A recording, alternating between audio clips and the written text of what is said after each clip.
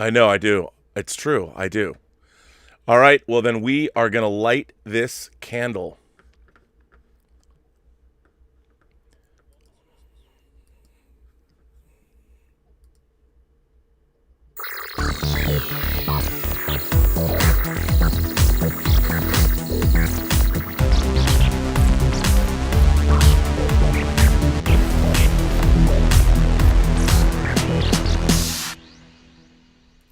Well, greetings, imagination connoisseurs. Once again, it is I, your sommelier of cinema, your Archbishop of Banterbury, your Pharaoh of physical media, Robert Meyer Burnett, and we are here with Let's Get Physical Media. This is our year-end wrap-up show, our favorite, maybe not the best discs of the year, but our favorite discs. Perhaps not all of our favorite discs, because there's a lot of them. And I couldn't be doing this show without my favorite German in the world, all the way from Saarbrücken, Deutschland, Mr. Dieter Bastian. Dieter, how are you? I'm very fine, Rob. Thanks. Greetings, imagination connoisseurs. Dieter here. Here I am. Rock you like a hurricane. And welcome once again to the B&B Motel for Let's Get Physical Media. And we have a little bit of a different show today. Like Rob said, we will do a best of 2020, but it's not just the best 4K releases. It's overall around what we think is a great release from this year. And of course, we have stuff to show what we've got this year. And I would just transition from the last episode. I found this MCU steelbook from Spiderman, Far From Home, which I hadn't shown last week. Wow, that is a beautiful steelbook. Where'd that come from? From Spain. This was a steelbook from Spain. So it would be in the upper tier from the MCU steelbooks. Well, That's very exciting.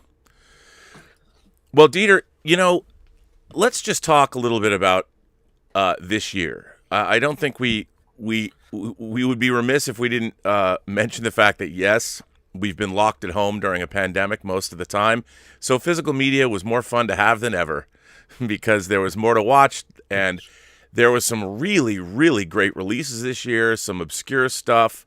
I couldn't believe how much interesting things got released, things I thought weren't going to get released, and they did. And I think that, and meeting you, of course, I would be remiss if I didn't start out showing my favorites of the year. I'm not even sure if this one came out in 2020. However, I have to mention this release because without this, I would not have met you. We wouldn't be doing this show. And yes, indeed, I wanted this amazing release. See, great minds think alike. This is this unbelievable 5-disc Rollerball set. Now, there's a lot of people that complained. Mine is a smaller version. People complained about this transfer. I just, to me, this is exactly what I want out of a physical media release. It's just, there's so much good stuff here.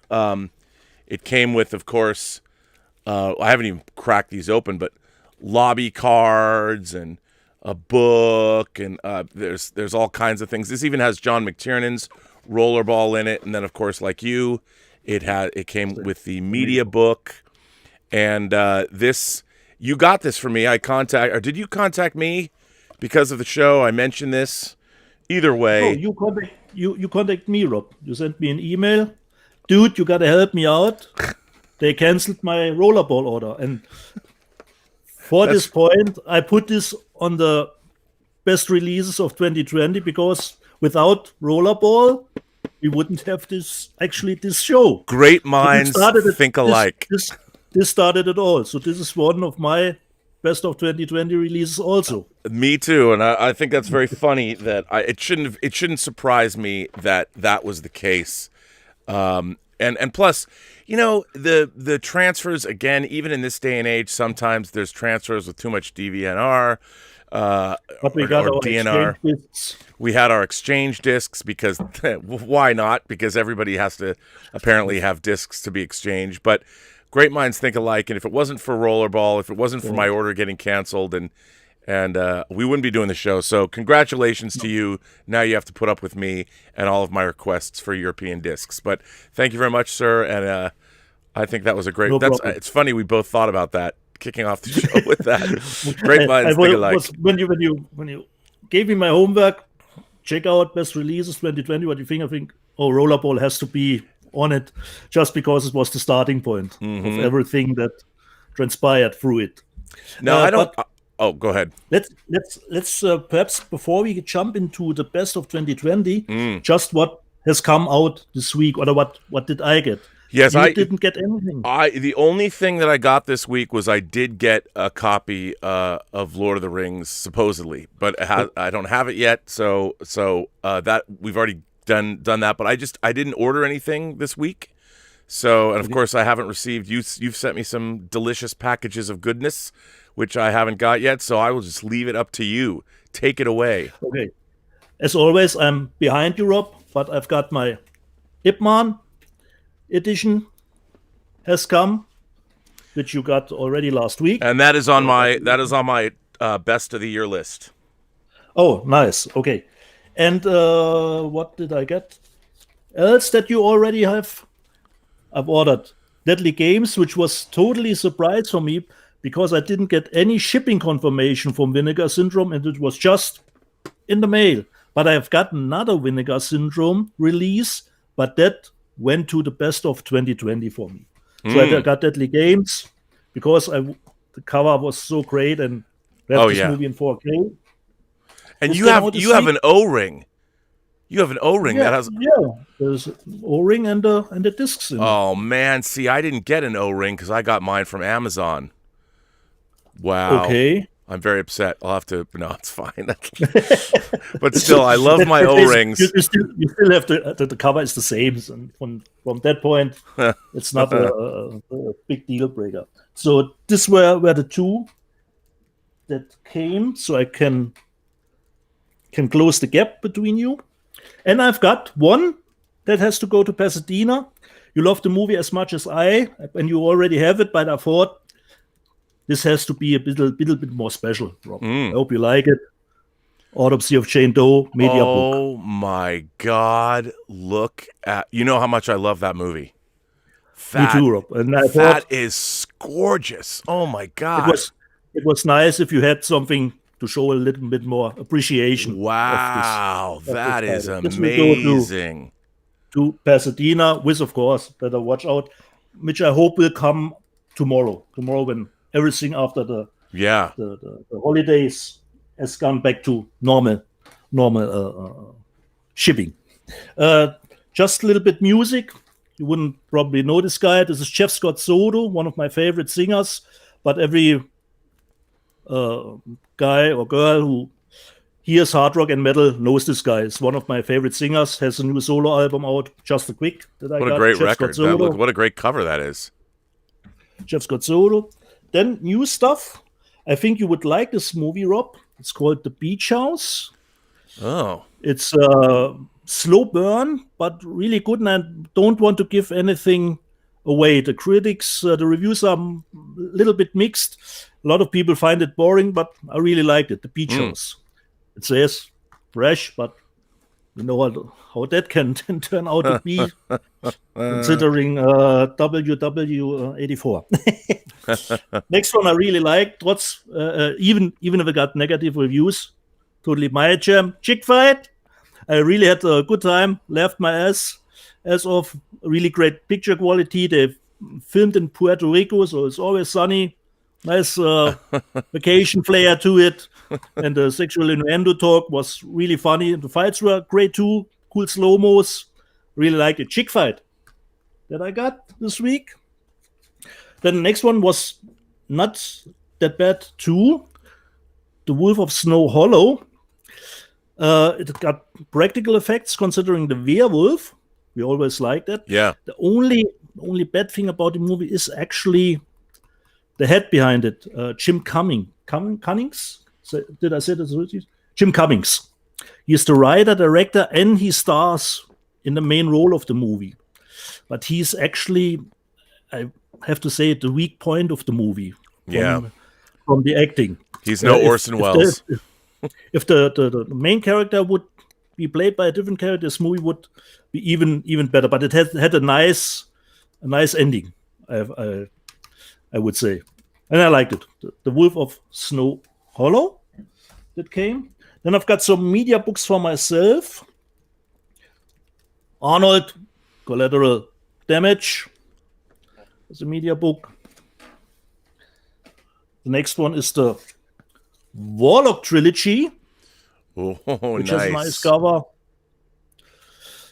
The Warlock Trilogy.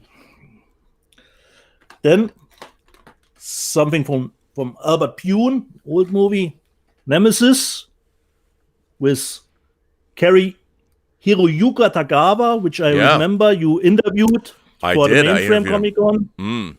And haven't seen this movie in a long time. I don't think it will hold up, but we know Albert Pune has done nice movies for the budget, considering.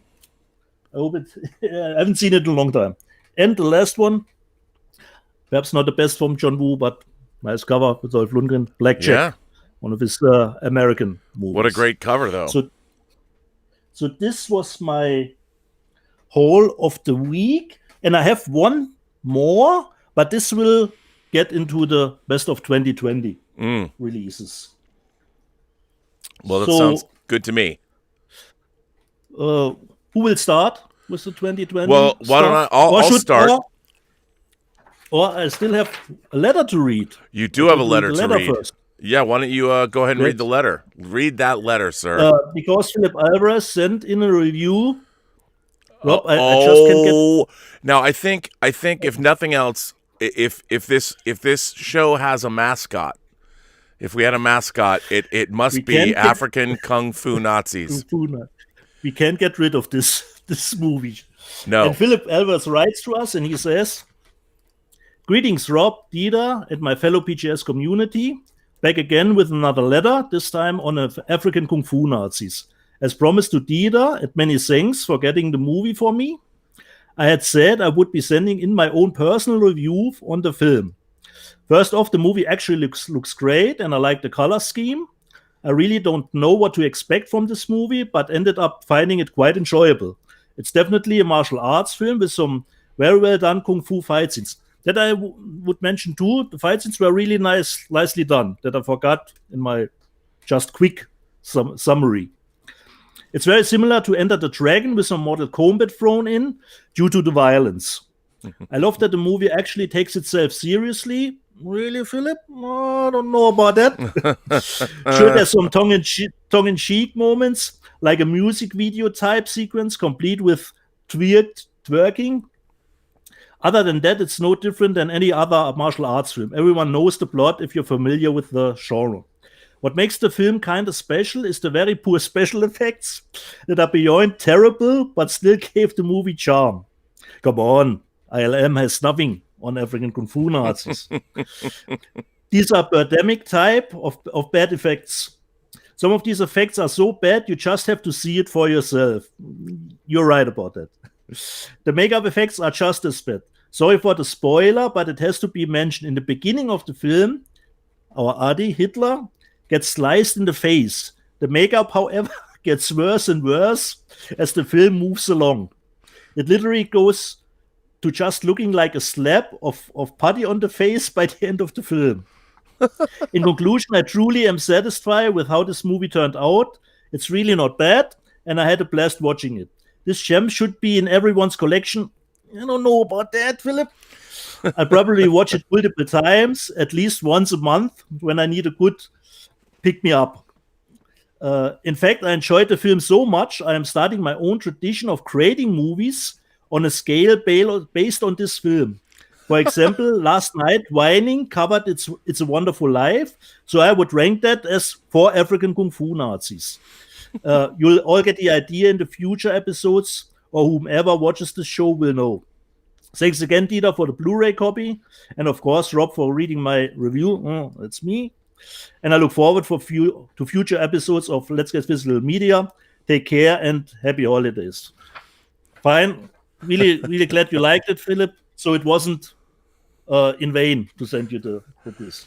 Well, I've got a couple letters, including one from Black Philip Alvarez. I'm wearing my Black Philip shirt, which I love. This is one of my favorite hoodies ever, that somebody actually made this shirt. Based on this classic classic poster that so many people had in their college dorm rooms or houses when they're in their 20s, I guess.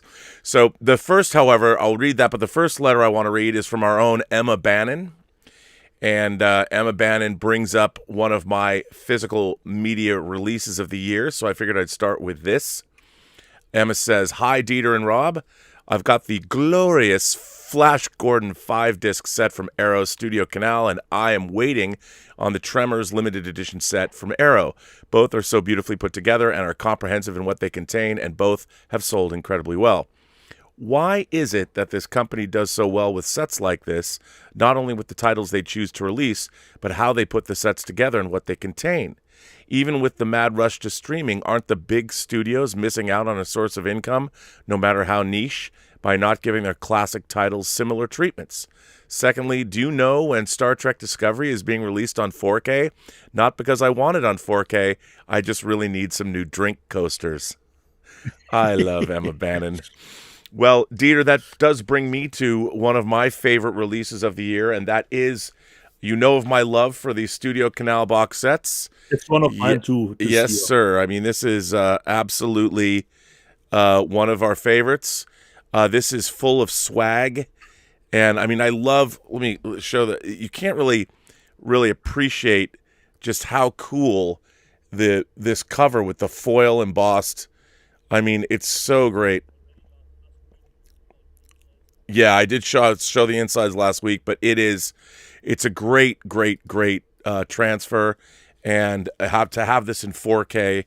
I mean, this is what I think what streaming media will never be able to replace is owning. You know, this is like an artifact, and it might not be LP sized anymore, like our beloved Laserdiscs, but to have something, if I like something, and this movie is 40 years old this year, to own something like this that opens up and it gives the film sort of, I mean, a lot of people, whether you like Flash Gordon or not, I happen to like Flash Gordon. I definitely took it in the spirit it was intended, but to have this, it's quite meaningful. And if you like a movie, this kind of represents how it's lived in my imagination over the last 40 years. So I love it when a company like Studio Canal does this. Unfortunately, they made very few of these 5-disc sets. It was already out of print the day it went on sale. And that kind of bums me out that everybody who might want it can't get it. But Emma brings up a really good point. Why don't the major studios do more of these kinds of releases? And the real reason is because it's not economically feasible for them to spend the time to put out these 5-disc sets, because the studios are dealing with certain numbers. They've got a lot of overhead. They have a lot of employees, and there's distribution, there's manufacturing, there's all these costs involved. And for the studio, if they don't have enough of a margin, they wouldn't be getting rich off these discs anyway, because no one's going to pay. Well, people would actually. I would pay $100. You would probably pay $100 too. But the studios need to they need to be able to make their money, and unfortunately, the studios they've lost interest in that. And now with physical media dropping, the sales are dropping 15 to 20% every year. There's no longer sort of the wherewithal to do it. They just can't make the money. But thank God, we have all of the sort of boutique companies, not just in America, but around the world. I mean, Arrow is UK-based. You've got Indicator over in the UK doing incredible work. You've got Insignia in Australia. They put out War of the Worlds and When Worlds Collide this year. They did Ridley Scott's The Duelists. They're doing things. You've got other small 101 films. I've got a film right here that I'll show later. You've obviously got Criterion and Mill Creek and Scream Factory and a lot of the other sort of smaller boutique companies, and even the smaller ones, Severin, who's put out a lot of stuff that I like this year.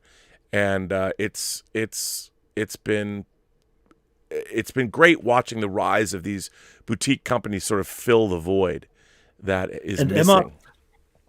Emma didn't mention only Flash Gordon. She mentioned this one too, and this one is in my best release of 2020 also, because I didn't expect that we would get Tremors in 4K. It had nice bonus features, but I haven't watched it. So it's some titles are a little bit with a grain of salt because I haven't checked if it's considering the quality. But considering just the package, I was really happy. Well, again, Arrow is another company. When Arrow puts out a special edition, especially like that, I mean, late last year they put out their RoboCop edition, which is definitive. I mean, they do their Arrow to me is what Criterion is to world cinema. Arrow is to genre cinema, and Arrow has gone 4K this year, and Criterion, I don't know if Criterion will ever go 4K. That disc, that Tremors disc, is a 4K disc, and they put out Pitch Black in 4K, and they're moving over into 4K, and I love their packaging, their sort of matte finish. I did order that. I have from Diabolic DVD, I have that disc coming, and also Indicator from the UK, their version of Road Games, which I'll show when I finally get it. But man, they do a great job. And anything they put out, I slept on their Gamera release. I missed out on their beautiful Gamera release, which was even better than Criterion's Godzilla release.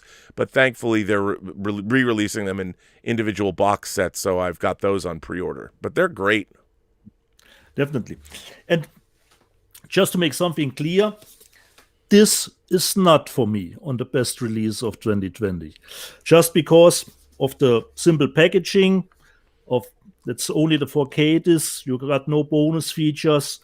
So, and the transfer we know is a little bit in dispute at the moment. So for me, as important these movies are, for me, this is not one of my best releases of 2020. Just to make this clear, if anyone waits for a Lord of the Rings to show up, no, on my end, it will not. I will say, though, that I love, look, the transfers do have certain issues, but they did do a painstaking restoration. Were they perfect? No. Is there things about them that could have been made different? There were, but the sound is unbelievable. The new Atmos tracks are amazing, and I would highly recommend, if you're a fan of Lord of the Rings, just for the movies, they're astonishing to look at. If you're going to nitpick them, I guess there's a lot to nitpick. You could say that, but there was a lot of love and work put into those releases. I find it disheartening, having worked on the Lord of the Rings special features for years, that it was a release. I mean, obviously those special features were finished in standard definition, so they would all have to be, I guess, upscaled if they were going to be put on 4K discs. But they have released the Blu-rays in the past. I just think that it's problematic for me that they spend all this time and money to restore these films, and yet they don't release the definitive version with all of the special features. And I guess they figured, well, if people want them in 4K, but what people want, what physical media buyers want, like us, is they want the definitive release, that everything that you can possibly get is available on these releases. So, yeah. And for me, it's, like I said, the whole package. This is just the movies. The package is not that special. It's just, like we know, Rob, 0815, 0815. So it didn't make the cut for me for the best release of 2020. Just to make that clear. Yeah. Well, I should say that I do. This comes from 101 Films in the UK, out of the UK. This is the science fiction film Phase 4 from the 70s. Saul Bass, the great title designer who did things, Anatomy of a Murder, did Hitchcock stuff, one of the greatest title designers of all time. This is the one movie that he actually directed. And again, 101 Films, they do a great job. It's this beautiful box set. And it's, I mean, you know, look at this. I mean, how great. Great. It comes also with a beautiful book, and there's great special features, there's interviews, there's an alternate ending, and this was a film that I was very happy to get. Originally, Paramount put this out in the States, and, you know, again, I never thought that I would necessarily see this movie on Blu-ray, because nowadays, the obscurity of some of these films, you wonder who's going to put them out, but thanks to 101 Films, this is a great package, a great release. I was really happy to get this. And, you know, it's funny. There are titles that are actually on my list that I just forgot to pull, and another Paramount release, which wasn't a Paramount release anymore, but is Apocalypse Now Final Cut. Apocalypse Now finally made it to 4K this year back in August, and it is definitely one of my favorite releases of the year. In my haste of pulling all this stuff, I forgot to grab it, but definitely one of my favorite releases this year.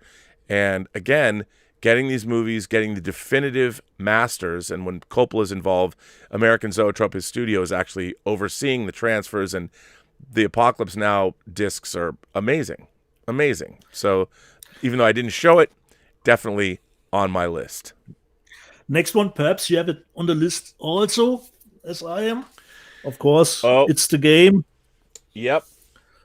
Yes, because I do. Finally, the movie has a good picture quality for the first time. And then with this huge book that comes with it. So for me, this is one of the best releases of 2020. Me too. And this is from Arrow. And what's amazing about this release, what I find just stunning about what we've got here is this is like a 200-page hardcover book. And it is, I mean, I would have gone to a bookstore and just bought this book if that's all it was. I mean, my friend Scott Saslow was one of the designers of this package. I love that it comes with the CRS invitation.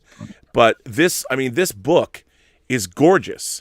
And it's got essays about all these amazing photographs. I mean, it smells like a Taschen film book. It's got that great glossy smell. And then, of course, the disc is actually in the cover here. And there's another disc in the back cover.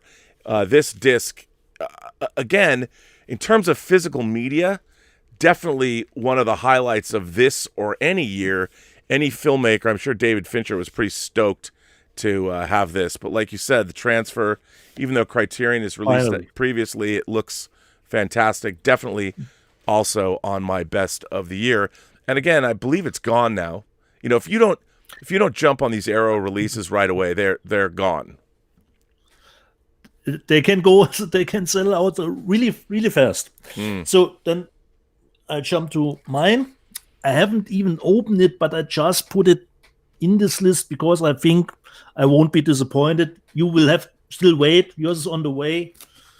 The American Werewolf in London set from Turbine, because it looks like it has cool stuff in it and new bonus features. So it's probably worth to put it on the list for. Oh yeah, I mean, again, 2020. And I just like the cover, the red. You've got your blue one, the more practical effect stuff, more the CGI, Liquid Monster for mine. But I really love the design of the box. I haven't even opened it, but I think I won't be disappointed. No, you know, Arrow put that out near the end of last year, and that was a pretty definitive release. But to finally get it in 4K, again, you know, these companies, as we've talked about, when something finally lands on 4K, that's pretty much the end of the road for physical media, because I don't see physical media moving into another format. The human eye can't perceive much more than 4K anyway. So if you've got a great OLED TV or an incredible projector, when you have something in 4K, it's not going to get any better than that. So, and again, those releases, Turbine did a fantastic job. That's a box full of awesome swag. So yeah, really, really, really great stuff. Now I've got another letter to read. Okay. Since we're in the middle of this, let me, this letter comes from, of course, Black Phillip Alvarez. Again, greetings, Rob and Dieter, my fellow PGS community, back again with another letter, this time on a review of the remaining 4K releases I picked up this month. I've already sent one before on the Lord of the Rings trilogy, Beverly Hills Cop, Coming to America, and Total Recall. I decided to hold off on the Hobbit trilogy since I needed to catch up on other recent hauls in preparation for this letter. Keep in mind, again, I am no technical expert on 4K, so these are my own personal views and transfers. Now, what he's about to mention is definitely one that is on my list, so I'd like to include it. Wait, it was here, and I find it here, and I apologize. I've got so many discs here. I didn't organize them. The first one I'd like to talk about is Blade. that is one that is on my list for releases of the year. This is the 4K steelbook of Blade. Now, why can't, this is his letter again, now why can't they just release all 3 movies at once? Because I don't need Blade Trinity in my collection. I wouldn't mind getting Blade 2. That's why, Philip. No, I know. I've read and watched reviews that mention DNR, which I tend to never notice anyway, so I'm fine with it as long as it's not too distracting. The opening scene in the underground club looks great, and the blood really shines with HDR. It's a real strength to the look of the movie. It's a dark film, but the blue tint of it isn't as distracting as past releases have been. Other reviews mention how these special effects look dated. Well, yeah. Well, it was low budget given the time, so to me that's not a fair criticism. Look, I just want to, let me finish this. Any fan of film should pick this release up, and we can only hope that the last 2 on the series get future releases. The next film is Collateral. That is not on my list, a movie that, even though I'm happy to have it in 4K, a movie that fans, myself included, were worried about in 4K since it was one of the first movies filmed with HD cameras. I've always believed the look of the film was intentional by Michael Mann, who wanted the film to have a distinctive look and make the landscape of LA a character on its own. Absolutely. Michael Mann famously said in it, well, maybe not famously, it was famous to me when he said it. He said that one of the things he wanted to do with, I believe it was the Viper cameras he was shooting with, he wanted to see into the night. And with those video cameras, it let him do that. When he pointed a camera down a street, you could see every street light into infinity. And that's what he wanted from, and he really, I think, got that. Collateral, yeah, there's a lot of grainy, weird video artifacting and all that, but it creates something unique for the film, and I think he did a great job with it. Especially since the entire film takes place at night. This is definitely the best the film has ever looked, and the HDR helps with detail. Being an excellent movie helps also, so I was left pleased with this transfer, and any fan of the movie should pick this one up. You won't be disappointed. Next up is what I believe is Vinegar Syndrome's first release in the 4K realm. I don't know if you have this, but it might be on your list. The Beastmaster. I say that because there's a disclaimer about how the look of the film was due to damage of the original negative, and this is the best presentation given the circumstances.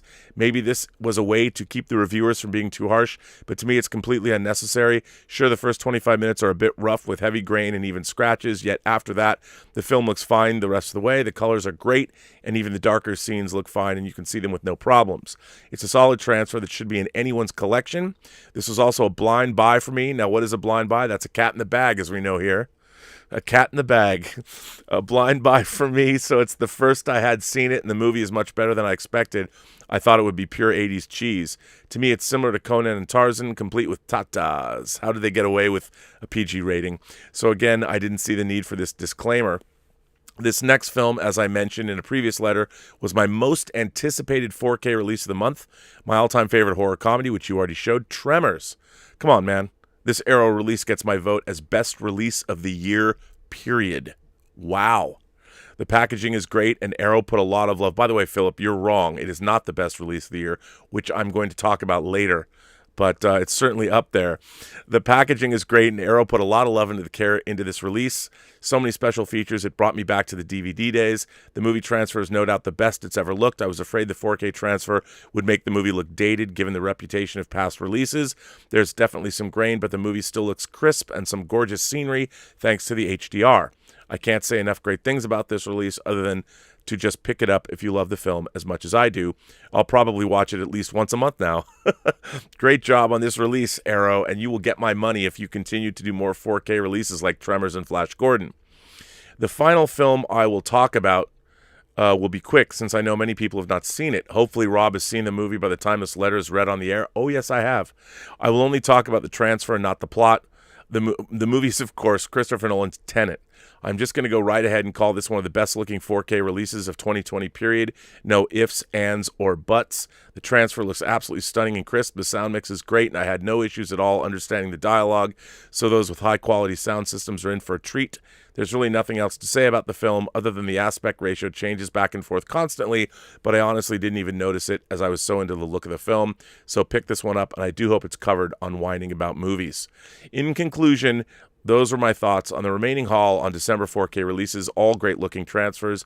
I definitely recommend for purchase. More letters to come, and perhaps one on the Hobbit trilogy, and a surprise review I promised to Dieter, which we read.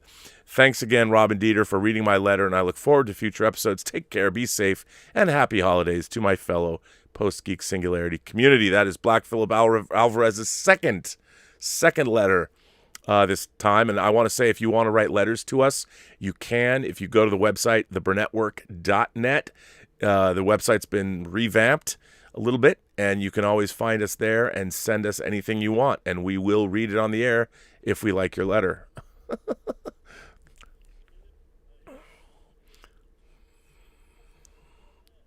Wait, hang on, wait. Start over again so people can hear you. Okay. Philip, I hate you.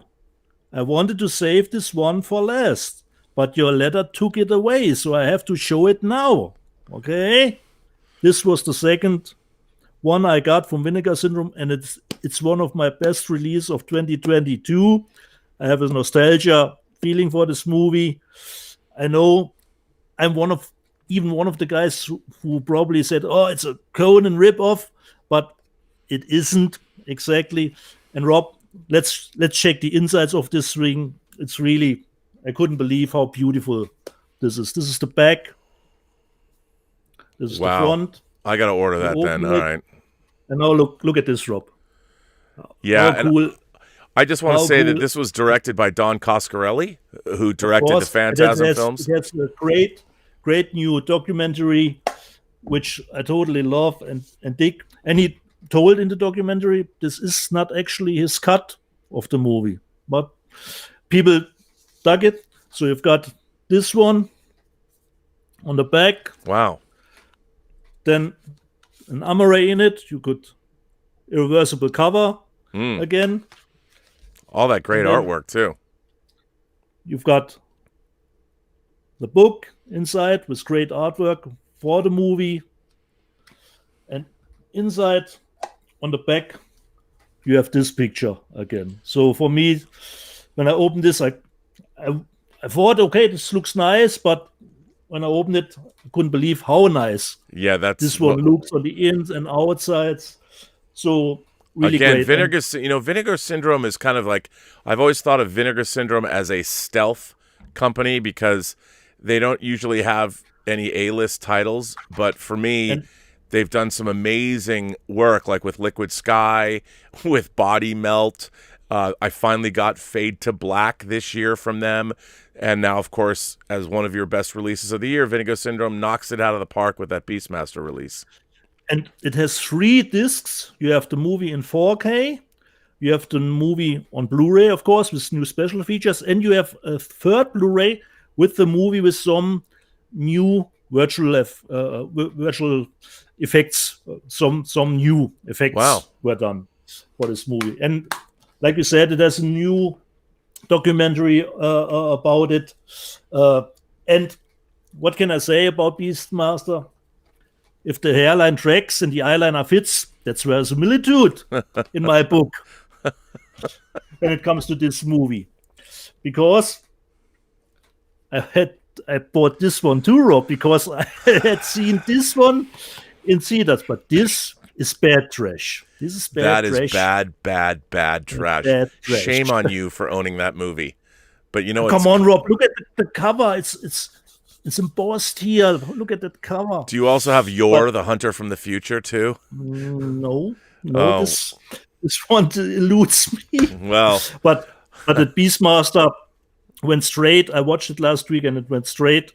And I thought, okay, we will do a show about best release of 2020. This went on it immediately. Oh yeah, because why not? But just because it was in the realm of the Conan ripoffs. So you've got this one and this one. Yeah. Okay. Oh yes. And it's the behind the scenes or the new documentary is great. It's great. To know all about a little bit more about the movie. And like Don Coscarelli said, it's actually not really his cut. He would edit the movie a little bit different. But the movie is out, and over the years, garnered a little bit of a cult following from some people. Oh yeah, mine too. But of course, you have to grow up with the movie. I don't think I could show this movie to a younger audience and they would be thrilled with it.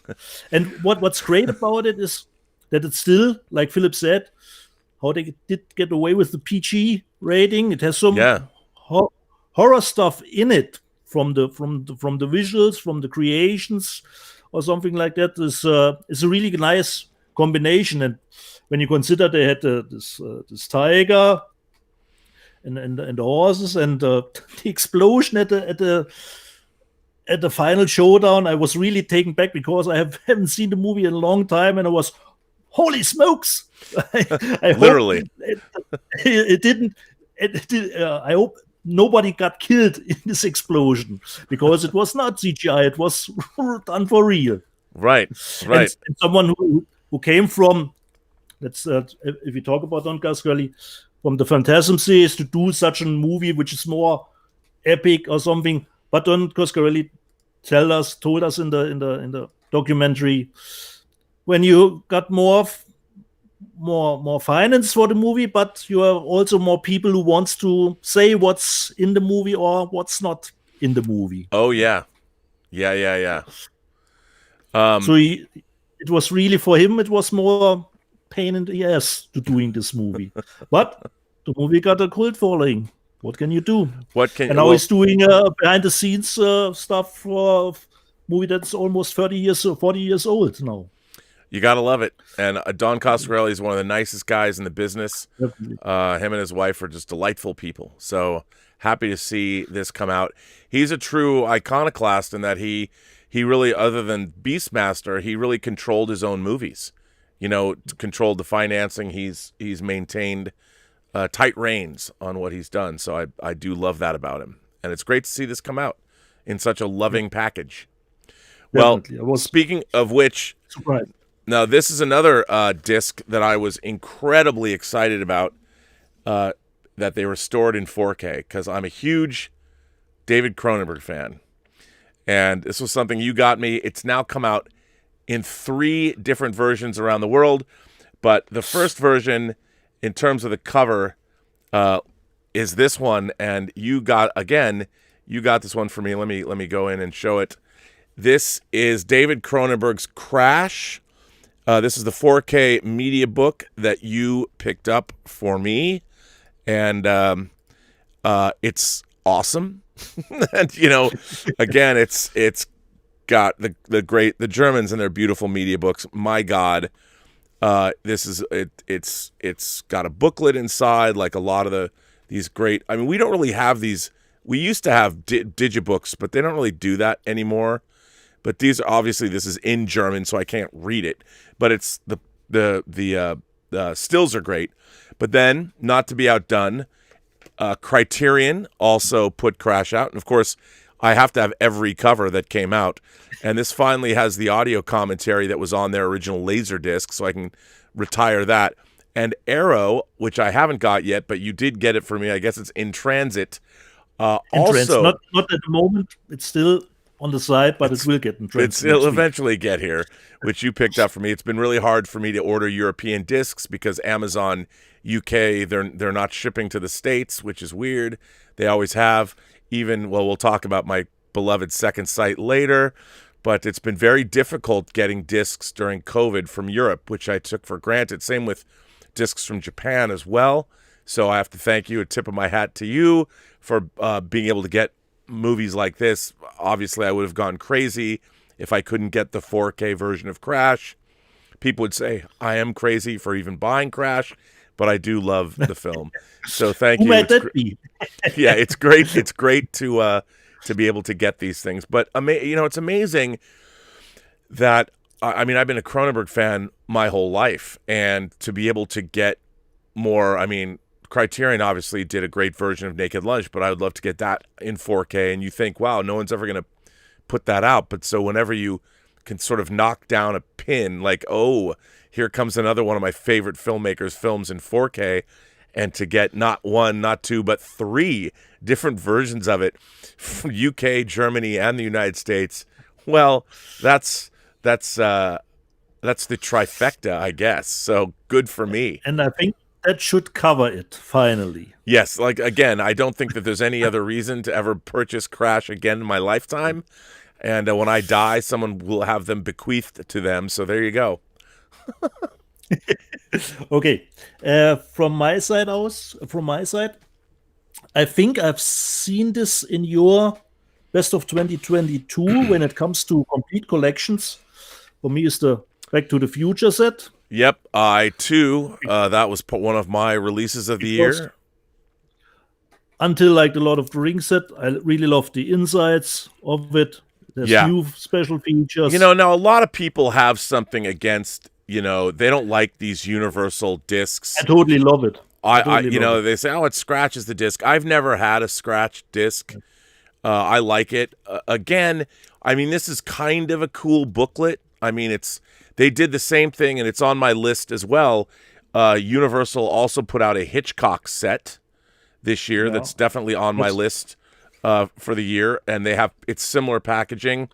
And they put out Psycho and Vertigo, definitely on my best. Again, I forgot to grab the box, but that is definitely Back to the Future and the Hitchcock collection. The 4K restoration of Vertigo, it's easily one of the discs of the year. Not just my favorites, but definitely if you are a physical media collector, you must have that Vertigo disc in your collection, because not only is it a great film, my God, did their transfer. It's just, it's delicious. I put it on my screen. I wanted to just lick it. It looks so good. It is tasty. So tasty. Yeah. Very nice. And just one of my favorite releases this year, to get back to Don Coscarelli, but I will not show the insides because there will some episodes coming up still in the back burner. So people will see it from the insides. But this for me is one of my best of 2020 releases. Also because you get the second one in a little bit more of an unrated version for the first time. Yeah. I would say that makes it a little bit more special to have it. But that was it with Don Coscarelli, I think. When it comes to release this year. I have another one. Now this has been released domestically, but again, this comes from my beloved studio Canal, and we didn't get it in 4K here. Criterion doesn't release 4K discs, but this is the 4K version of David Lynch's Elephant Man. Now, what's really cool is, again, look at this. You open it up, and it has, this is the little model that John Hurt's Elephant Man is making in his room, which is this really cool. I mean, I used to love pop-up books as a kid. Look at that. How cool is that they took the time to do this? And I love that. And again, it's a huge, let's see if I could pop this out. Yeah, it's a huge box. It is just, these Studio Canal releases are, Anthony Hopkins, they're just incredible. And the artwork they choose, John Merrick there, John Hurst, John Merrick, it's amazing. And again, it's multiple discs. There's a book in here. It's a 3-disc set. Nice. Again, it's amazing to have this. And again, Studio Canal knocking it out of the park. They've announced Basic Instinct in 4K, which is one of my most eagerly awaited titles. And I really hope that, I don't know if they're going to make a box that's Sharon Stone, and when you open up the box, she uncrosses her legs or something. But I hope. Let's hope so. I hope Studio Canal rocks it like they did do this, because again, it's great to have David Lynch's The Elephant Man in such a lovingly curated package. Definitely. And considering complete collections, I don't probably know about this, but I put it on the Resident Evil box set. You've already shown it. Just because I haven't bought any of the movies in 4K, I really had to hold myself back. So finally, I've got all the movies again in 4K. And since we started in episode 1 with some Resident Evil stuff, I thought this is one of my best releases of 2020. I think again, while I like, because it doesn't miss. Sorry, Rob. It has the special features. It's not only the 4K. You have the movies on Blu-ray too. So it's a more complete package as the Lord of the Rings set is. Yeah, no, it's a great package, and the Resident Evil movies. Why I would never call them high art. I think they're all pretty fun. They're a lot of fun. I guess you'd call them very expensive B movies, but I'm a big Mila Jovovich fan, so Who isn't, bro? I know, right? And I love watching her kick ass, and I like zombie movies, as we'll find out later. But I think that's a good one.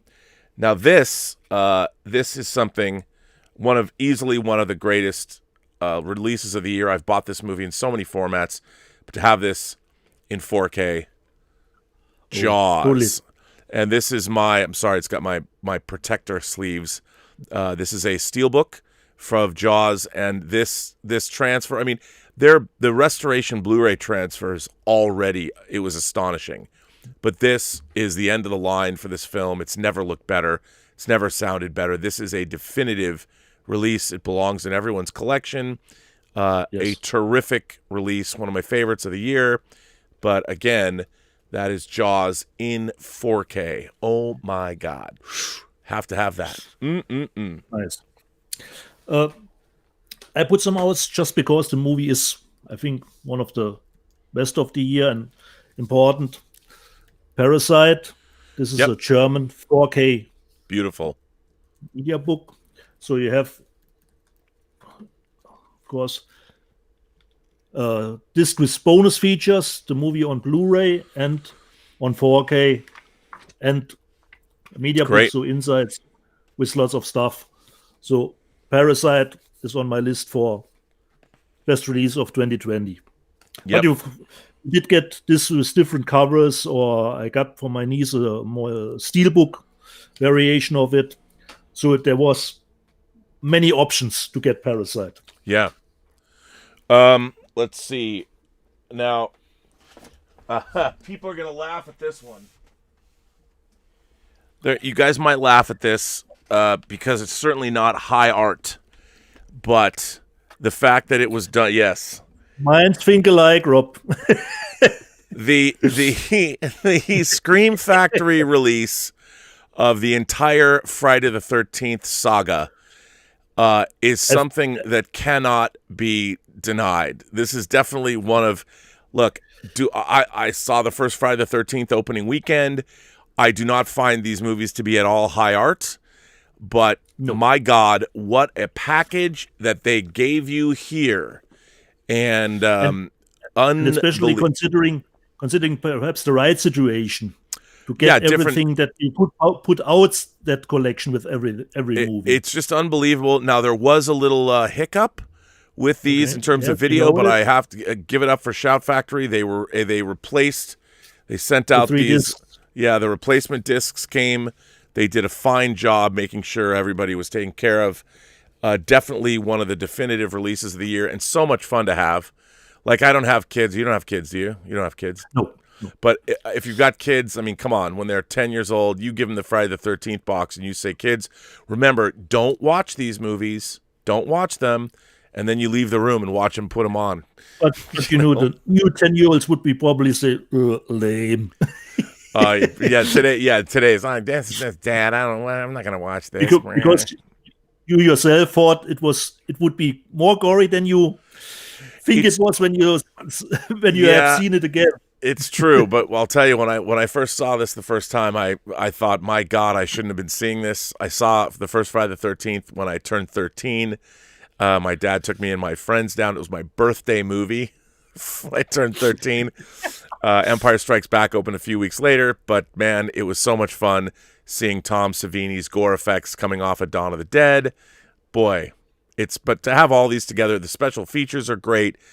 You'll be watching this set for hours and hours, if not days, if not weeks. And you always told us about a great experience with Friday the 13th Part 3 in 3D. One of my favorite movie-going experiences in any movie ever. I saw it at the Town Cinema in downtown Seattle. And I would go there because, let's just say, we had more of an urban audience that was they were very loquacious and spoke back to the screen. Everybody, if I could have recorded the audience in that, it was the most incredible experience, and the 3D was great. I mean, it was a lot of fun. There, the disc in the set is the 3D disc, incredible 3D. My God, what a fun experience it was seeing that. Woo! And now I can recreate it at home whenever I want. A little bit aside from our movies, but I had to put this in the best of 2020 release. You still have to wait, Rob, on yours. I know. The Yello, because for me it was, the sound is just insane. You still have to wait a little bit, but I had to put this on the 2020. Yeah, for those of you who don't know, that's the German band. It's a German duo, the electronic duo Yello, and one of the guys in the band's name is Dieter too. And Yello did the song, for those of you who might not know right away. Oh yeah, that was made and famous. The Race. Yeah, and The Race, which is another great song. But I'm a huge fan of Yello. Like I explained last time, one of the first CDs I ever bought was, actually it wasn't the first, but I got it I think in '85. Was their greatest hits or their singles. People like Yello had a greatest hits record, but it was called the New Mix in One Go. And if you want to, it's a great Yello disc. But their use of sound and recording techniques, they've always been on the cutting edge. So I can't wait to get that disc. It's in Atmos, right? Correct, Rob. It's a Dolby Atmos mix, and I only could hear it in 6.1, but I was blown away, like I told you. I couldn't believe that my setup was capable of delivering such sounds. Right. Yeah, they're incredible. Amazing. I've got only 2 left, Rob, or perhaps 3. Oh man, I got a lot more, dude. And okay, then you go first, Rob, if you got a lot of more. Well, this is a film that kind of came out of nowhere for me, but it was sort of a grail disc. I got you a copy, by the way.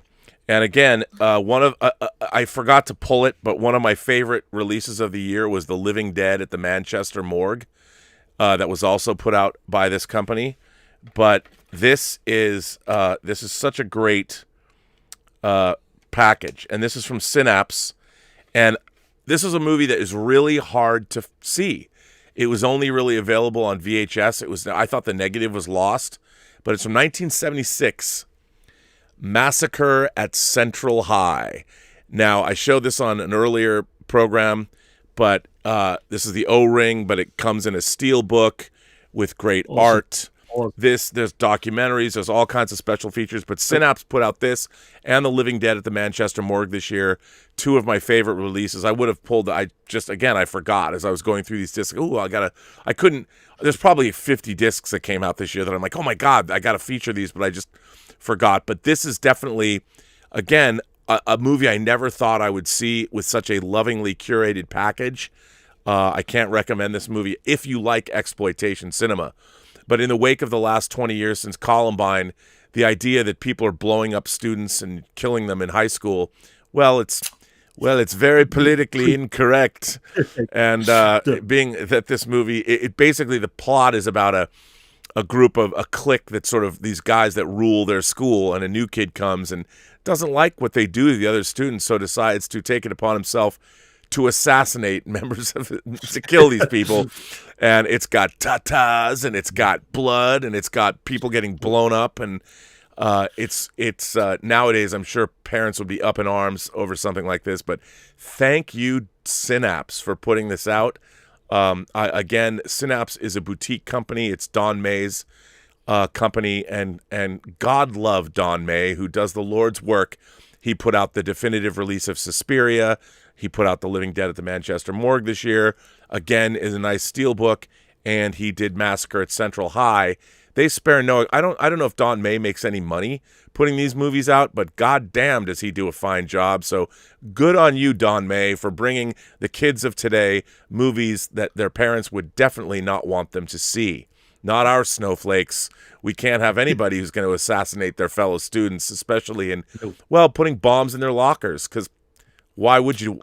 Well, in 1976, you could get away with that, so good on them. The back of the steelbook reminded me a little bit of the Class of 1984 cover. You know, it totally, it is so reminiscent of that. So that's the back of the steelbook. You've got the bomb and the knife, and it's and then look at this. Here talk about tatas. You better get those kids the hell out of there. I mean, it's really looking forward to this movie. You know, it's funny because people forget, like, nowadays, even the most, like, one of the things I look, I'm going to tell this to you. Don't tell anyone else, Dieter. I'm just going to tell you this. This is a private session, Rob. No one's going to know. A Serbian film is coming out. Yep.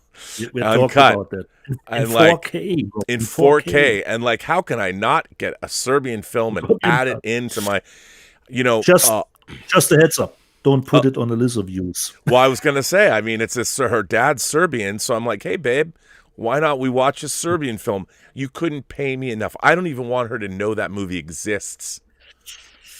Nor would I show it to her. But it has to be in my collection. Me too. Order two. Oh, do you want me to? I will. Do you need? If I can't, but I will try to get it for myself. Okay. Because I'll order you one. Like I said, I only have 2 or perhaps 3, and I've got the 2 that I've got left are just movies that I was really surprised how good they are and what nice packages they've got. And one, I was really happy that you liked it too, Rob. It's A Good Woman. Well, it's funny that you say that. What the hell is going on, Rob? Great. You and I, great minds think alike. You picked this up for me, and I'd seen a trailer, and I didn't ask you to get this for me. You just picked it up for me, and you said, watch it. You have to believe all people watching. This is not talked about from us before the show. This is just how you see it. This was not talked about, oh, do you put this one out? I put this one out too, so we can have a surprise. No. This is just happening Elizabeth and I didn't know, I watched the trailer for this. And I was like, okay, this movie was a real surprise. And I could not believe where this movie went. And I just enjoyed it so much. To me, this is a perfect example of low budget genre filmmaking done correctly. And I felt like when I saw Jeremy Saulnier's Blue Ruin, the movie Blue Ruin, if you've seen Blue Ruin, and then he made Green Room. But this was like when I watched Blue Ruin, I was like, oh my God.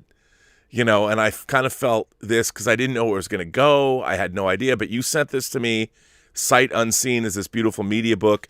Definitely one of my favorite surprises of the year. A Good Woman is hard to find. Well, a good movie like this is hard to find too. So thank you for sending that in to me. And to my knowledge, still the only release in the world at the moment, the German media. I'm blown away by this. I think this is maybe if it shows up on Shudder or something, I think this movie's reputation will grow as more and more people see it. I hope so.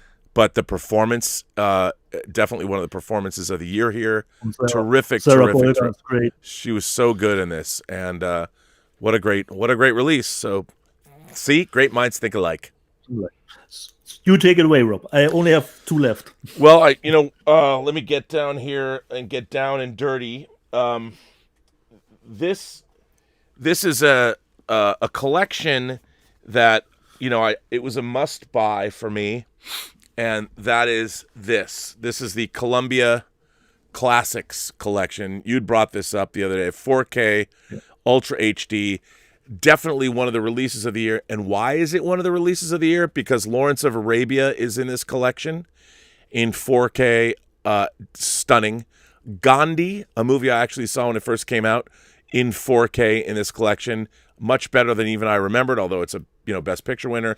Again, this packaging is amazing. I mean, it comes with this nice book in here. There's magnets in here. And it's basically... have to open one. Oh, it's really, really cool. Just as a physical media package, it's great. But there's an overview of Columbia Classics. So you have Gandhi, you have Lawrence of Arabia, you have Mr. Smith Goes to Washington. You also have a few good men. I mean, A League of Their Own and Jerry Maguire. It's just an incredible set. The transfers are amazing. But again, these movies, it's an overview of Columbia over the years. And I'm sure, a lot of people are like, well, Lawrence of Arabia, I get. Maybe they'll release it on its own, which I'm sure they probably will. But as far as a prestige set from a studio, catalog titles, this is the way to go. And again, it's fantastic to have this done like this. So I'm very, very excited. And, do you know anything about Volume 2? No, but they did. Volume 2? Again, they put out a poll, with a list of movies, and it's interesting. One of the things that I wanted, and it was a write-in because it wasn't on the poll, was Gattaca. I wanted to get Gattaca in 4K, and Gattaca is coming out. They're putting out a steelbook in March. Steelbook, yeah. So I think they're probably doing that because a lot of people must have written in Gattaca, and good on Sony for continuing to do such prestige releases when the other studios really aren't. I mean, this is the packaging. It's as good as it gets. So kudos to everybody over at Columbia for putting this out. Okay. Another one, like A Good Woman is Hard to Find, one of my surprises for the year. I think you still haven't watched this movie, was, of course, Why Don't You Just Die? The Russian movie. Yeah, I did buy it. You didn't have time to see it, I think. And this is, of course, a nice media book, as always. And I was lucky enough, Rob, at the time, they put a poster in it, and I was lucky enough to get one with the director's signature on it. Wow. They only do 100 of the poster with the signature from the. This was just pure luck. And this was one of my movies that totally surprised me, how good it was. And I hope you will enjoy it too at some point in the future. Yeah, I need to watch it. I've been remiss, but I did buy it based on your recommendation. Just to show how international we are, Russian movie. Yes, it's a Russian film. Let's see. What do I guess I'll maybe I'll do these maybe rapid fire movies that are great to have in 4K. That are they're catalog titles. They're really not any surprise. But again, I was the fates conspired to not allow me to get the beautiful Studio Canal 5-disc set, which is now selling for $200. But anyway, Total Recall in 4K, the best the movie's ever looked. This has never been a great looking movie at home, but it's great to have this. A lot of great special features, and it's it's a great release domestically. It came out, so it's great to have these on 4K. This was a surprise this year. I was really happy to get this. The original Mad Max in 4K. Kino Lorber put this out. They have done previously, they put out Hannibal, Ridley Scott's Hannibal, the third Hannibal Lecter film actually fourth if you include Manhunter. But again, beautiful transfer of a movie that you wouldn't have thought would have been out on 4K, which is kind of fun. And then, of course, this incredible 4K release. This is the steelbook of Top Gun, and a tremendous release. So much fun to have these catalog titles. Again, I've owned Top Gun on Laserdisc. I've owned it on DVD. I've owned it on Blu-ray. Do I think Top Gun's the greatest movie in the world? No. But it's one of those movies that is a perennial favorite of people, and it's fun to look at. It's certainly Tony Scott's breakthrough film. He made Top Gun and Beverly Hills Cop 2 with Simpson Bruckheimer, and it really put him on the map. And what's not to love? And you will see, actually, I discussed this in the episode of Let's Get Physical Media that'll drop. There was a little bit of controversy about the disc cover, which I actually demonstrate in the new episode. So tune in on that or with that, and you'll see. So those are just great. I got only one left. Mm-hmm. And you? Even more? Still more? I have a few more, yeah. Okay, then you go. A few more. Then you go, Phil. Well, I would be remiss, and while it might be self-serving, this year I had a movie come out on Blu-ray, a movie that I produced, that I developed and produced. It was a 3-year odyssey from 2006 to 2009. I worked with my very dear friend Dave Parker, and we made a movie called The Hills Run Red that had only ever been released on DVD in 2009. But this year, Scream Factory, that put out Friday the 13th, finally put out The Hills Run Red on Blu-ray. I produced this movie. We made it in Bulgaria, so I was in Bulgaria in 2008. But for this release, they ported over the special features I had made back in 2009. which was a 30-minute documentary and the audio commentary. In addition to those things, Dave Parker and I made another 6.5 hours of special features on this release. So if you want Insane. The Hills Run Red, and so that finally came out. This is actually your copy that I'm sending to you. It's great to have that come out on Blu-ray, because I don't think it's ever going to make it to 4K, but that's okay. It's great that we have it finally on Blu-ray. At least it's finally here in HD, and with that bonus stuff, considering the hours. Well, what's amazing to me is, I've been carrying around these, and this is sort of how special features go when you have companies that, we contacted Shout Factory, Scream Factory, when we heard they were going to do this, and we volunteered to create new special features, and they did give us a budget. It wasn't a big budget, but they gave us a decent, nice size budget, and so I was able to go in and take tapes that I'd shot 12 years ago that I've just been hauling around. I'm luckily I still had them, and I was wondering, they're mini DV tapes, and I didn't know how we shot the stuff in high def, but I wondered how well would it hold up, and it held up great. I had to go rent a player so I could play the tapes. I digitized them, and Dave and I, he went out and shot new interviews with people and recorded new commentaries with some other filmmakers, and then I did all the archival stuff. So it's a really, really great package. Whether you like the movie or not, I would say buy the disc for the special features alone, because if you're interested in how it's sort of an interesting odyssey how these two guys, me and Dave, we schmucks were able to get this movie made. So it's a pretty interesting story, and it's pretty definitively covered. We also work with David J. Scow, the great splatterpunk author who wrote the screenplay. So it's a lot of fun, and I'm happy to see that Shout Factory, Scream Factory put it out. So thank you guys. You certainly made our year.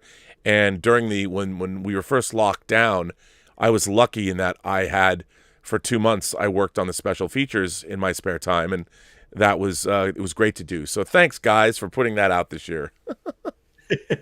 Awesome. Next one. Oh, are you done? Do you not have one more?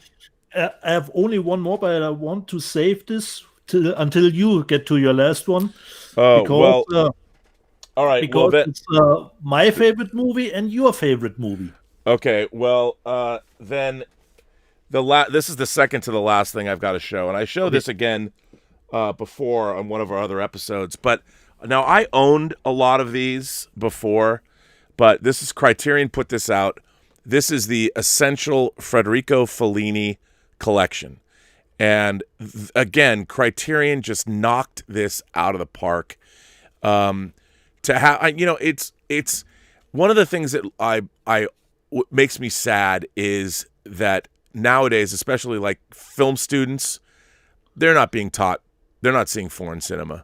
There's not a lot of people. I mean, Federico Fellini is one of the masters of all time, and the fact that his films are just not getting seen as much as they used to bums me out.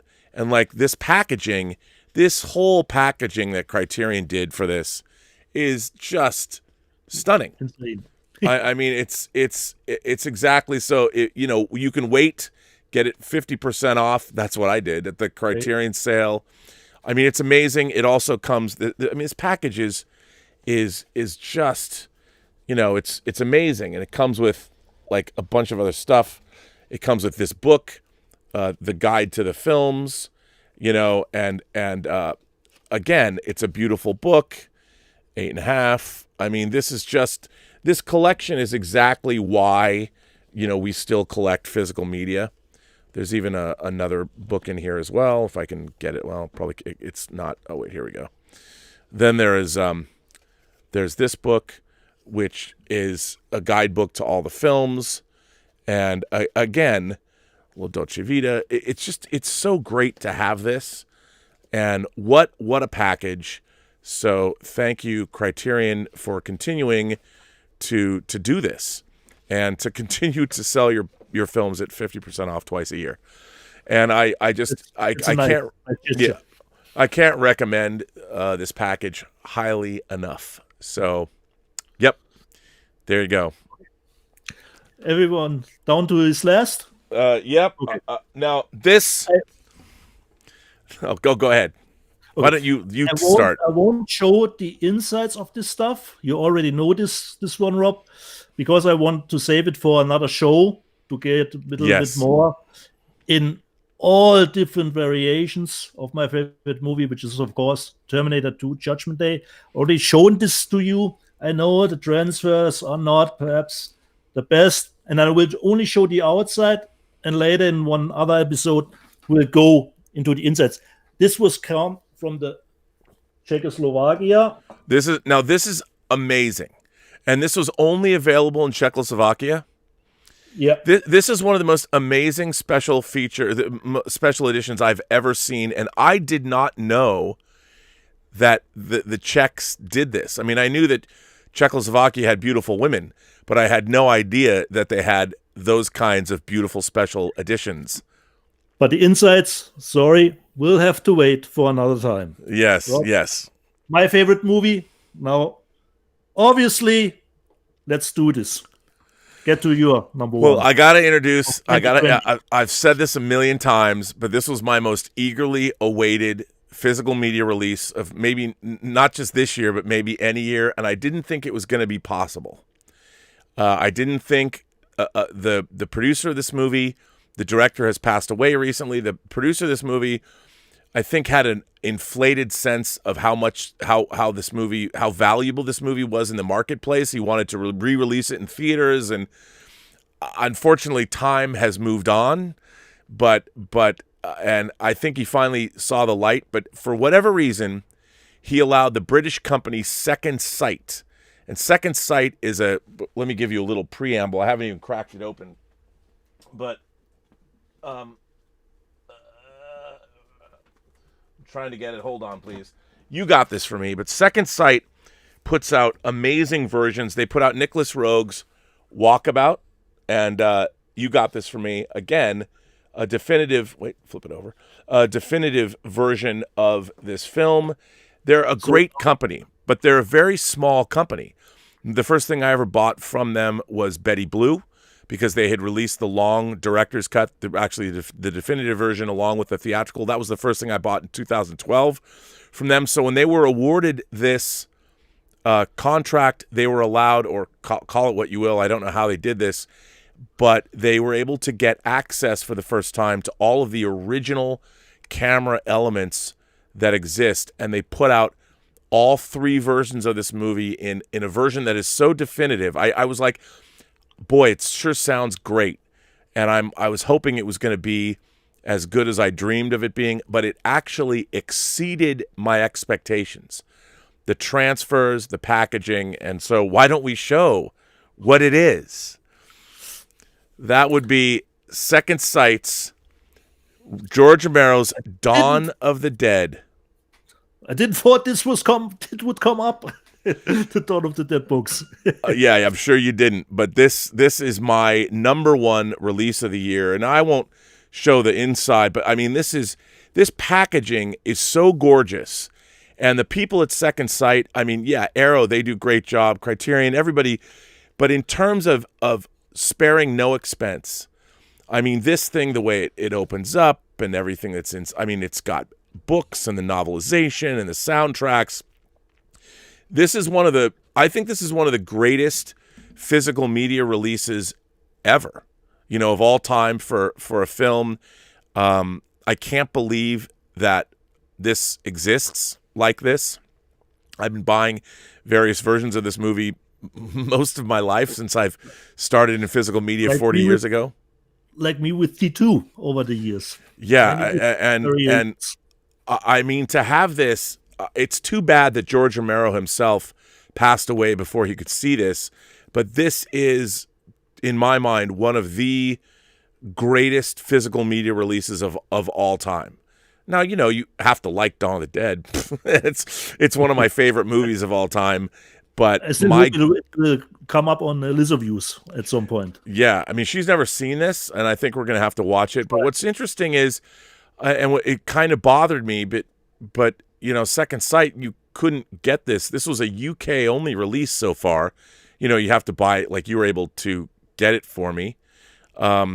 and you could get it like Diabolic DVD. You could get it from them, and I guess Zavvi, you could get it from them. But it was depressing to try and order from Second Sight, which I had ordered from all the time. Now, I'm sure it's because Richard Rubenstein is hoping that either Arrow, it'll be interesting if Arrow puts this out or Scream Factory puts this out. But I can't imagine, much as I love Arrow, there is no way that I can't imagine that anybody will ever exceed this release ever. But if they do, I'll buy them all. But it should be a definitive edition for that movie. Yeah, it really is. And I think one of the byproducts of maybe how physical media is being supplanted by streaming, I've noticed that there's a lot more forums. There's a lot of younger people getting into collecting physical media because, it's just fun. It's when you get something like this Dawn of the Dead box and you open it up and it's really heavy for a physical media release because there's a lot of paper in there. There's a great book in there. There's a book on the film and the novelization that George Romero wrote, which is funny because I actually have the this is the original paperback novelization of Dawn of the Dead, which has pictures in it. And this must have come out. I have the hardcover I got from the Science Fiction Book Club. Yeah, this is from 1978. So it's in pretty great shape for a book that I got in 1978. So the weight of the editions almost can tell you how important the release is. Oh, yeah. Yeah, the heavier the better. To have this, and I have to say, for as much as 2020 kind of sucked in terms of, not in terms of physical media. If anything, we've been getting some great releases, and it's I hope 2021. There are things that I didn't mention that I think are amazing.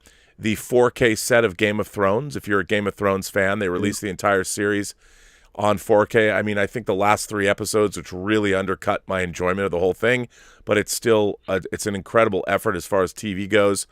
Kino Lorber put out Buck Rogers in the 25th Century. It's been incredible to get all of this stuff, and I think that we as physical media collectors have been really lucky this year to get these things. And considering, before I forget it, German lessons, we were praising so much stuff here. A German saying is über den grünen Klee loben. If I would translate it, it would be praising over the green clover. I had to Google it, but even Google doesn't exactly know where this term is from. It's actually saying to praise somebody, something to the sky, so overhyping it. Considering the first reviews of WW84, that would be über den grünen Klee loben, and the truth would be a little bit different, I would say. So this is the German phrase for today, über den grünen Klee loben. We have grün again, green, the color. And considering Google, it says it perhaps came from graves and cemeteries where they had a lot of clover on it. And if you do a eulogy, you always mostly talk positive about the person who had died. So probably it came somewhere from that point. And it would be to praise somebody something a little bit too much, Nice. This was a German lesson. Considering we were praising all the labels, all the stuff that has come out this year. Well, people have been firing in a few super chats and things here. So our first, I totally forgot that we are live. I know we're doing a live show. People have, and we love it when people can respond and interact with us live. So Anonymous sends in a tip and says, to follow up on last week's question on 4K players, I bought a 4K disc, Ex Machina, a movie I really love, and my 4K upscalable would not play the disc in 4K. It did play the included Blu-ray and upscaled it to 4K for my 4K TV. I took your advice and ordered a Panasonic 4K player. Well, you have to understand, you have to have a 4K player just because you might have a Blu-ray player that can upscale things to 4K, but you have to have a 4K player in order to play a 4K disc. And so you need a 4K player and you need a 4K television. Otherwise, you obviously can't. But can't since do you got a player, great. Start collecting. Yeah, and a Panasonic player is the way to go. Definitely. 200 Watt Studio sends in a super chat and says, "Do you think we'll ever get the restored Metropolis in a 4K release?" That would be Fritz Lang's 1927 science fiction epic Metropolis. What do you think? Do you think we'll ever get Metropolis? We know more about the movie, which, considering actual releases of the movie, wasn't there a newer version with some Giorgio Moroder music? Yeah, there's multiple versions of Metropolis available. There's the 80s. Giorgio Moroder did a version where he rescored Metropolis. He had people like John Anderson from Yes do a song, so I could see that happening. I think the problem that as I see it is, while I would love to get everything, Metropolis is a silent film from 1927, and while I think everything should be restored to 4K, it's still expensive to do that, but they have done these restorations. Kino Lorber put out a new version of Metropolis. They keep finding bits of it around the world. Like I think they found some footage in Brazil that they were able to incorporate in the movie. But I could see something like that because of how important a film it is. I could see them putting something like that out shortly. I'd love to see that happen, which would be great. Let's still hope. Jet Screamer became a member, and he says that he would love to see Brainstorm on 4K Blu-ray. That would be Douglas Trumbull, his 1983 directorial effort with Christopher Walken, Natalie Wood's last film. Louise Fletcher is in that movie. I'm a huge Brainstorm fan. It was a movie that is two different aspect ratios. It's widescreen 70 millimeter and then 35 millimeter. And I think it would look great on Blu-ray. The problem with Brainstorm is, unfortunately, it's a relatively obscure movie. So when a marketing department, that's an MGM movie, and when a marketing department is looking through, what movies are we going to restore to 4K, I'm sure that Brainstorm is on, no one's list of movies I mean, I would love to see that happen. It's got a beautiful, one of my favorite James Horner music scores. Really, really good. So I don't know. I would love to see it happen, but I doubt I would be very, very, very surprised to see a 4K physical media release of Brainstorm anytime soon. But if I was in charge of the MGM library, that would be one of the first things I would release. The problem is, who's going to buy it? So it isn't available at all on Blu-ray? No, it's available on Blu-ray. Okay. But, he was asking about 4K. And I think it's a perfect release for 4K because of the changing. Originally Douglas Trumbull was going to shoot that movie in his process that was called ShowScan. And what was really interesting about ShowScan was a high frame rate system where it recorded it. You shot your movie in 60 frames per second. And I actually saw ShowScan. A ShowScan film at the 1986 World's Fair in Vancouver, Canada. And the Canadian Board of Tourism made this really cool, it was sort of, just a travel log all throughout Canada, but it was shot in ShowScan. It was amazing.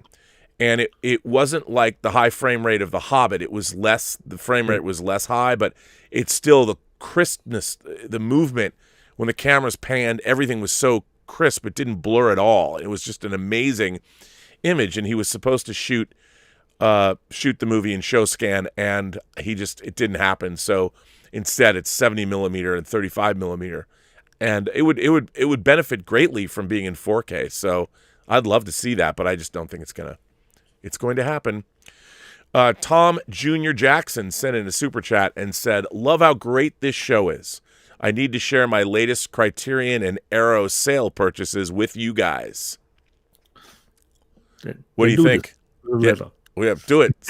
Tell us, or the chairman Jeffrey Mao has made a video for us, but it's like 15 minutes long. So I was thinking of maybe putting it up on as its own video and make it a special. It'll be a Let's Get Physical Media special feature that we would put up on it as its own video. So Yeah, but yeah, I maybe people should. Maybe we should have a special. Instead of people writing letters, if they make videos of their own collections, we could put them up, because if we made them part of this show, they'd be that much longer. But we could put them up as separate videos on the channel, which I think would be kind of cool. Yeah, it would be great. Philip Alvarez says, "Where did you purchase that copy of Massacre at Central High? I need one ASAP." Well, you can go to the Synapse website here. Let me call it up. Synapsefilms.com. Here is a link I will put in the live chat, and it is on their header. And I am a huge. There's a stack of tapes. Tapes, a stack of discs. Let's see, put this in there.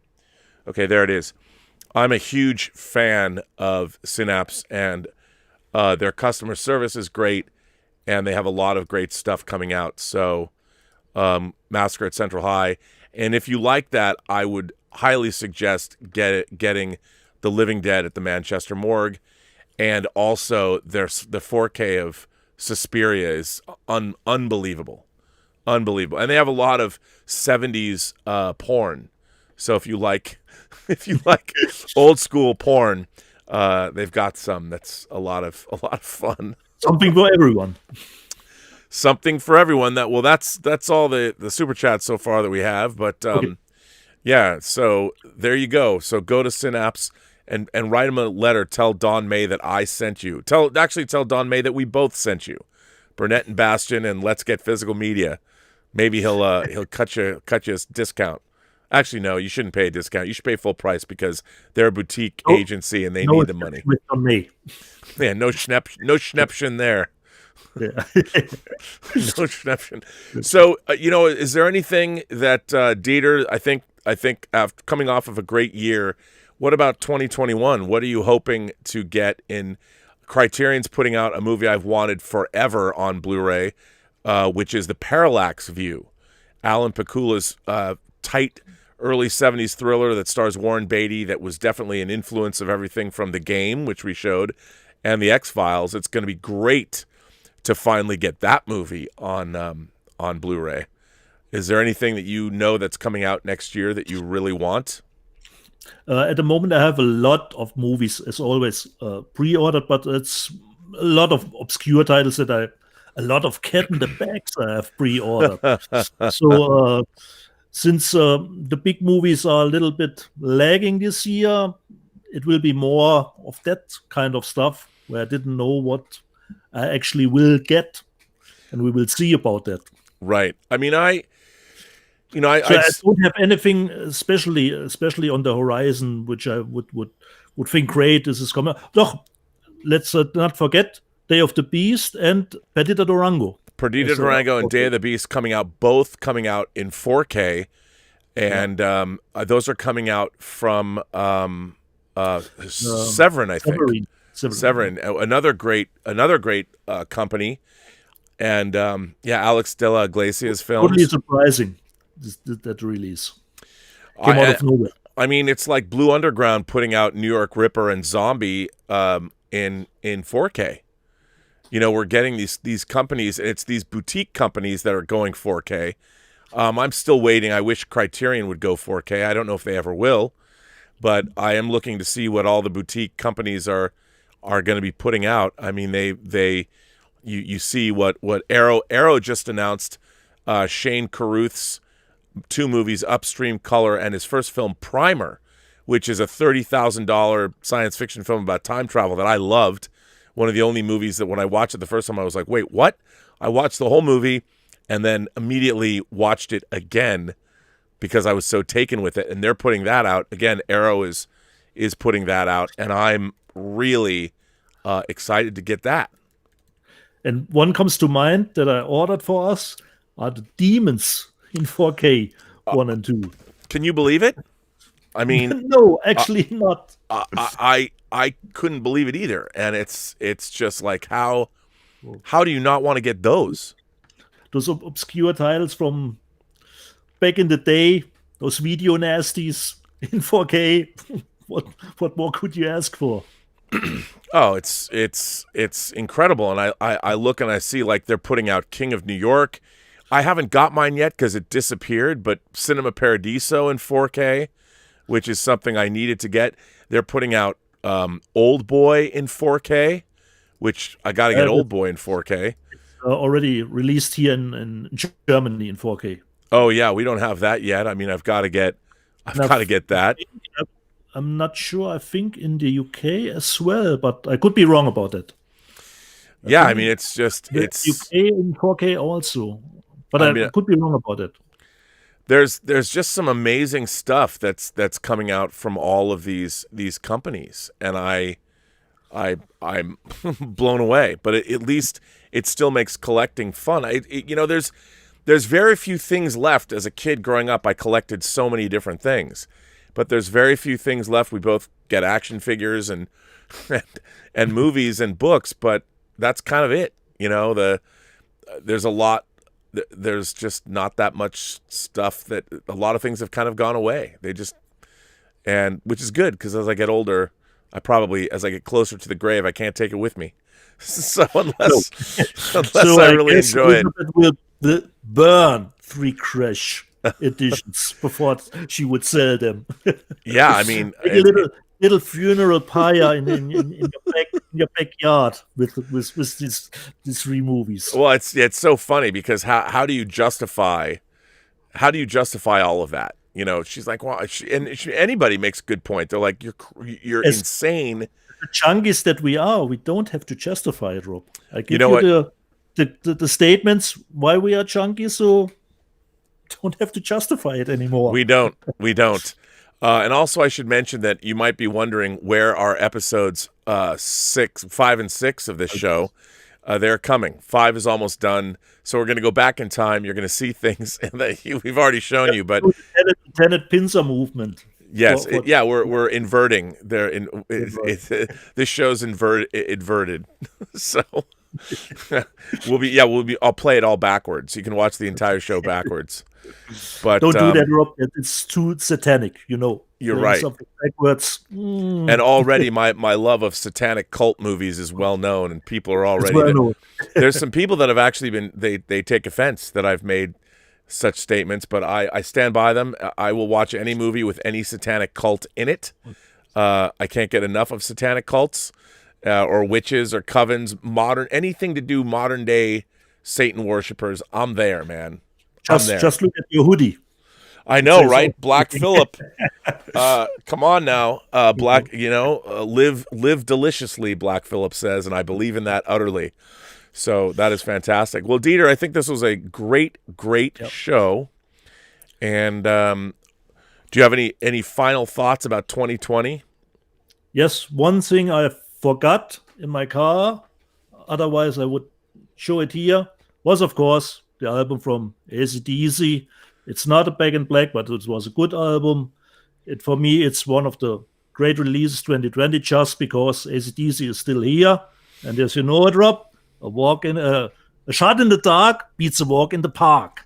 And it's a long way to the top, Dieter, if you want to rock and roll. That's me. No, I mean, I think, AC/DC, it's great to know that they're still around, kicking ass, taking names.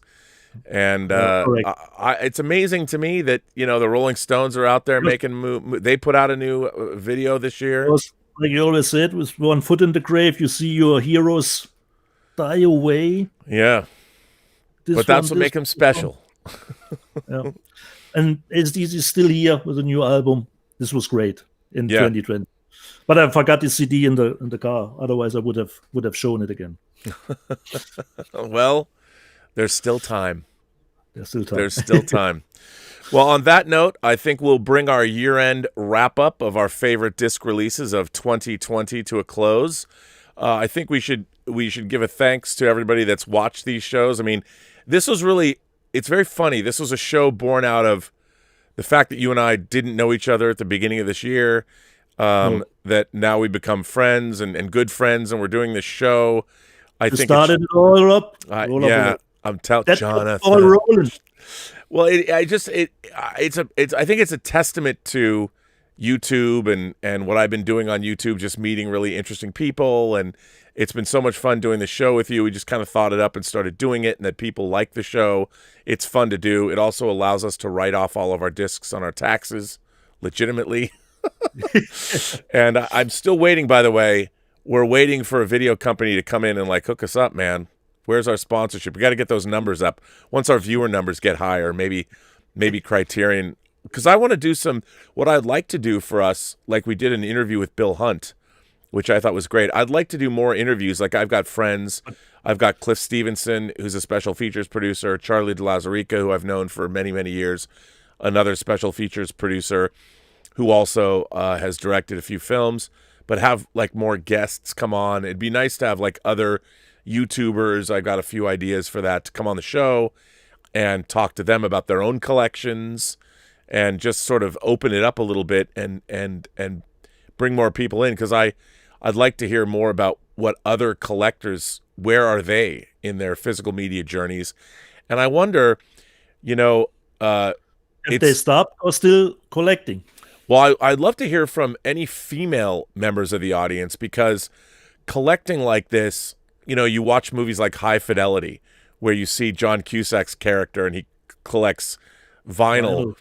There is a woman online. She lives up in Montreal, and her name's Dahlia, and I don't know her, but she has a huge physical media collection, and she's always tweeting about action movies and everything. And I'd love to talk to the female side of things and find out, are there female fans that are collecting physical media? No, I'm not saying that there aren't any, but I'd love to hear from them and find out what is it they collect. Do they look for the same things we do? It's male specific. Let's face it. It is. I mean, it is pretty much male specific, but it would be nice to hear from other people. It's nice that we got to hear from Emma that she got that Flash Gordon set and looking for a Tremors set. And Emma hooked me up with a copy of Eden Lake. So that was a lot of fun. And again, hearing from other people, I'm curious other people's journeys. There's a few other YouTube channels. I don't think they cover. Come on, we're the best, right? We got the best YouTube channel. But there's another channel I watch, like Small Change, is a great channel to watch in terms of getting great reviews. Is it Spare Change? Maybe it is. It might be Spare Change. I watch him all the time, and Films at Home, and the British guy, I forget his name, who covers Criterion. I do watch these other YouTubers. Maybe it would be great to have some more of them on as well, and sort of talk to them about where we're at in terms of technology and things like that. Because I'm not as up on my tech specs as other people. No, me neither. Rob. Yeah, I mean, as much as I want to be, I'm still. Why can't I get a Panasonic OLED here in the States that's 77 inches? Why can't I, Dieter? That would be nice. I can't do it here. I want a Panasonic OLED panel, and I can't get one in the United States. Actually, there is one dealership that sells them here, and I saw them. I think they're in New Jersey, and they're the only people that sell Panasonic OLEDs in the United States. So maybe. But I want to get a 77-inch one. I already have a 65-inch TV. I want a bigger TV. Can only go size up. Only size up. Yeah, no. I'm not going to make a lateral move. There is no downsizing with a new TV. No. And you know what? Bigger is better when it comes to TVs. And I just don't have the kind of room and setup that would be great for a projector. I would want a dedicated room, and here in the house we just don't have that. So maybe in the future we shall see. But on that note, Dieter, why don't we bring this episode of Let's Get Physical Media to a close? Definitely. All you people out there, even you pure streamers, are welcome here at the B&B Motel for Let's Get Physical Media. See you at the next show. And 2 are still up in the back burner. We still have to wait for Rob to make the pincer movement. Yeah, and to tell you the truth, I don't know if we're going to have shows in the next couple weeks. There'll be the 2 new shows, the 2 old shows dropping, because there's really not much coming out. I think I certainly need to catch up. So we've got 2 more shows to drop, and maybe we'll come back with a new show in like 2 weeks if something comes up I mean, I know I've got all the discs I'm waiting to get that you've sent me, but there's I just have to do, another package next week with the African Kung Fu Nazis winners with your Crash, with Irreversible Steelbook, with the Running Man Steelbook, and wait, where is it? The Autopsy of Jane Doe, and of course the one that I will probably get tomorrow, I hope, the Better Watch Out media book. Oh yeah, we didn't know as well. And Rob, I have, I'm a Scott Adkins fan. I ordered something from Scotty for you to put in. Well, I did watch. I wasn't as aware of him at all until you hooked me up, told me about him. I started watching his video channel, and his channel, he did a great Gareth Evans, a great interview with my beloved director of The Raid, or as I like to say, The Rad, and The Rad 2, The Rad 2 even radder. But Gangs of London is his show. Really interesting. Yeah. To get them how they shoot, or how Gareth Evans even came to shooting his style. Really interesting. So I highly recommend his YouTube channel, which is great. But on that note, Dieter, I will bid you all the way. I hope Saarbrücken, Deutschland is fine now, and I hope Pasadena as well. And let's hope we get COVID on the down trajectory next year. They started to pull out the immune system, the vaccine. Today, the vaccine today at here in my town. For the first people, for older people in homes, they started to put the first ones out. Oh, that's great. That's great. Well, on that note, I think it's time to head out. And there you go.